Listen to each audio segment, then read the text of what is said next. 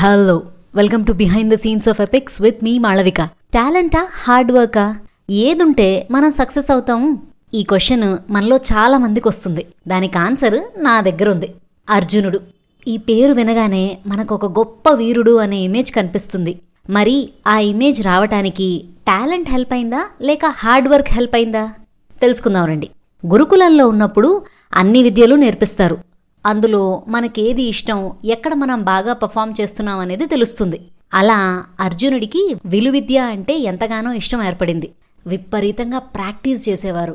ఒకసారి అనుకోకుండా చీకట్లో కూర్చుని భోజనం చేయాల్సి వస్తుంది.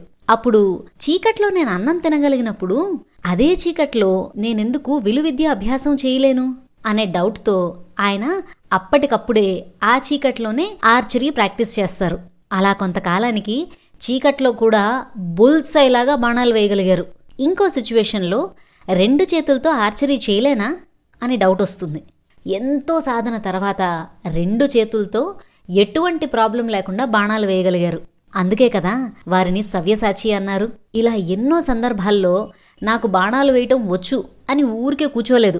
ఎన్ని రకాలుగా తను ఇంకా బెటర్ అవ్వగలడో ఆలోచించి అన్ని విధాలుగా ఇంప్రూవ్ చేసుకుంటూ వచ్చారు. టాలెంట్ ఉంది, కానీ హార్డ్ వర్క్ హిస్టరీ క్రియేట్ చేసింది.